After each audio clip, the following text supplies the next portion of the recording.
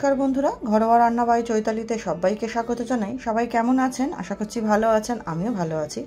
আজকের রেসিপি হচ্ছে লইটে মাছের ঝুড়ি বা লইট্টার ঝুড়ি, যেটা খেতে হয় কিন্তু অপূর্ব গরম গরম ভাতের সাথে। কম বেশি অনেকেই এটা পছন্দ করেন। চলুন রেসিপিটা দেখে নেওয়া যাক। আমি এখানে 500 গ্রাম মতো লোটে মাছ নিয়েছি, সেটা প্রথমে আমি কেটে নেব।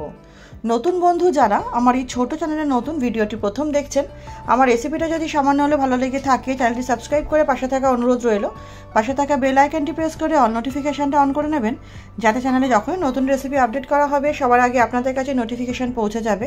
আর রেসিপিটি ভালো লাগলে অবশ্যই লাইক করে দেবেন, শেয়ার করে দেবেন। এভাবে মাছের ডানাগুলো কেটে নিয়ে, মাছের পেটের পোর্শনটা একটুখানি কেটে নিয়ে নাড়ি ভুড়িটা বার করে দেবো, দিয়ে মাছগুলোকে পিস পিস করে নেবো। নাড়ি ভুড়িটা এগুলো ভেলে দিতে হবে। তারপর মাছগুলোকে আমি পিস পিস করে নিয়ে দুভাগে রাখবো।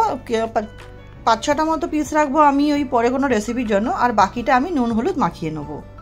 তারপরে কড়াইতে 4 চামচ মতো সর্ষের তেল দেবো।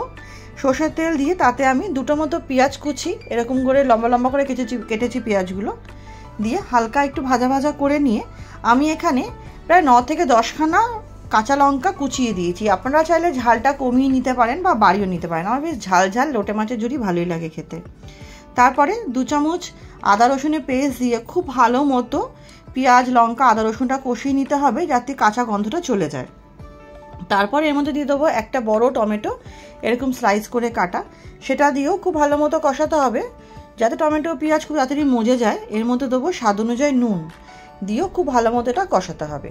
ফেসবুকের বন্ধু যারা আমার রেসিপিটি ফেসবুক থেকে দেখছেন, আমার রেসিপিটা সামান্য হলে ভালো লেগে থাকলে পেজটি ফলো করে পাশে থাকা অনুরোধ রইল। আর নতুন নতুন রেসিপির আপলোডও খুব তাড়াতাড়ি পেয়ে যাবেন। রেসিপিটি ভালো লাগলে লাইক করে দেবেন, শেয়ার করে দেবেন। এই পর্যায়ে এর মধ্যে আমি দেবো 1/2 চামচ হলুদ গুঁড়ো, কাশ্মীরি লঙ্কার গুঁড়ো, ধনে গুঁড়ো, জিরে গুঁড়ো। সবই আমি মাছের পরিমাণ অনুযায়ী 1/2 চামচ করে দিচ্ছি। আপনাদের মাছের পরিমাণ বেশি থাকলে বাড়িয়ে নেবেন এটা। তারপর দিয়ে দেবো সামান্য একটু জল, যাতে মশলাগুলো পুড়ে না যায়। দিয়ে খুব ভালো মতো এটা আমাকে কষিয়ে নিতে হবে। তারপর আমি মাছগুলো দিয়েও এটাকে খুব ভালো মতো কষাবো। মাছগুলো দিয়ে কষাতে কষাতে দেখবো যে এর মধ্যে অনেকটা জল ছেড়ে দিচ্ছে, আর জল দেওয়ার প্রয়োজন হবে না। কষানোর সময় দিয়ে দেবো 1 মুঠো ধনেপাতা। ধনেপাতা দিয়েও খুব ভালো মতো এটা কষাতে হবে।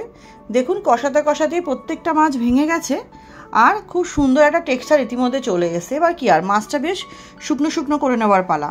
শুকনো শুকনো হয়ে এলে আরও কিছুটা ধনেপাতা দিয়ে নাড়িয়ে চাড়িয়ে নেবো, নিয়ে গরম গরম পরিবেশন করার পালা, গরম গরম ধোয়া ওটা ভাতের সাথে। রেসিপিটা আশা করছি আপনাদের ভালো লাগবে। ভালো লাগলে অনুরোধ করবো অবশ্যই ট্রাই করবেন। কেমন লাগলো কমেন্টে জানাবেন।